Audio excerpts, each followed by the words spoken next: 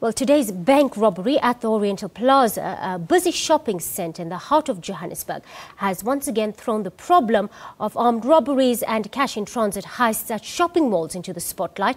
Now, such incidents are indeed increasing the burden of crime on business in the country. To chat some more, we're joined from our Hatfield studios by independent crime and violence analyst, that's Dr. Chris De Kock. Good afternoon, Doctor, and thank you for your time on the PM News Desk. Good afternoon. Good to have you with us, Doctor. We've seen a string of these mall robberies recently. Why are our malls becoming such a popular or such a frequent target at this point? Well, especially because you find banks in these malls, as you referred to the one in Fordsburg today, and then also, I mean, yesterday there was another mall robbery in Soshanguve. Now, in many cases, it is actually the target is the bank, or if not the bank, then the money which is carried, which is in transit to the bank through the mall.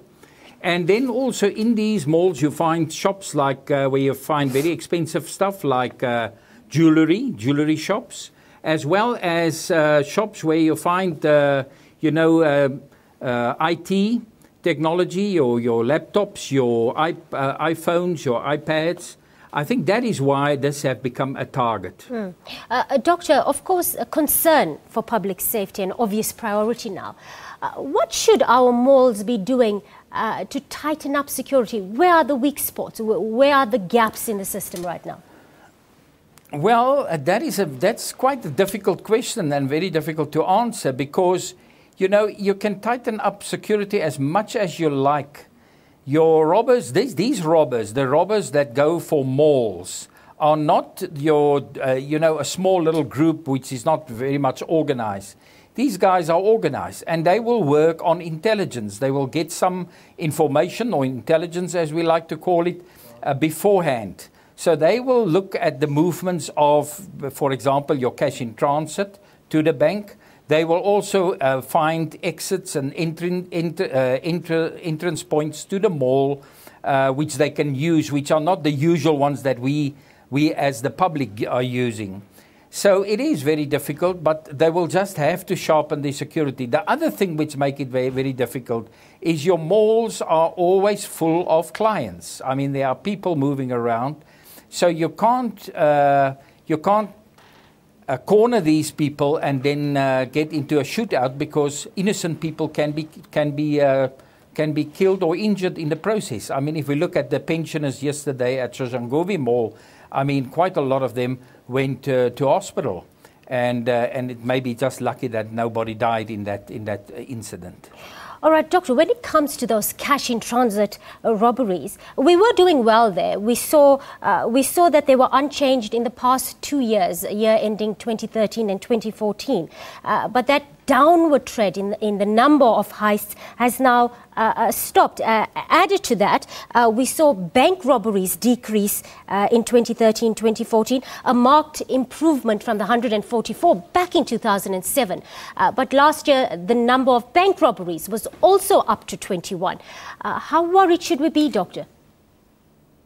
We should be very worried. Actually, we had increases in most robberies, all kinds of robberies, house robberies, business robberies, cash in transit, bank robberies. In the last 2 years, we have seen increases.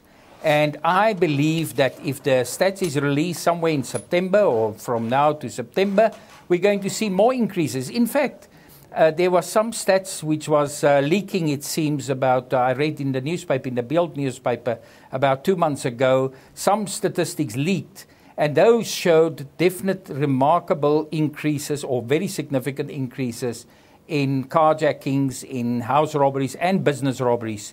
And these mall robberies are actually part of business robberies. Doctor, in your line of work, how worried are tourists by these kind of incidents? You must receive inquiries perhaps of such a nature from people who want to visit the country but are worried about crime. You know, I was on an overseas trip at the beginning of this year, myself and my wife, and it was actually a cruise. And in that, you know, we spoke to many Americans, Australians and Brits.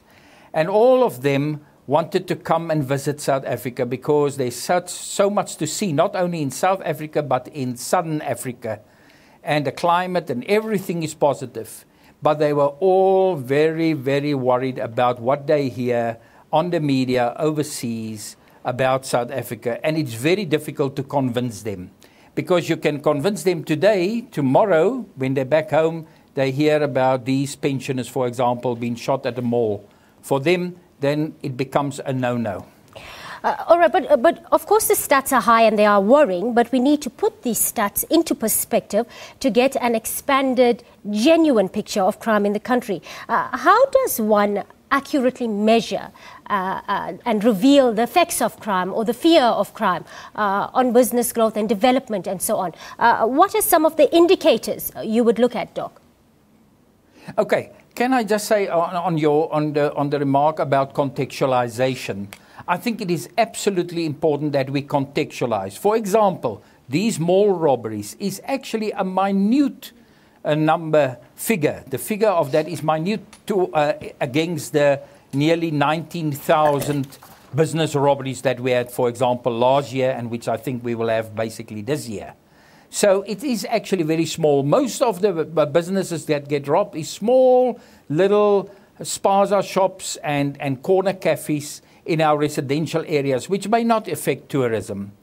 But the only way of measuring a fear of crime is through your victim surveys, which is done by Stats South Africa. Unfortunately, that does not cover, it only covers South Africans and not overseas visitors.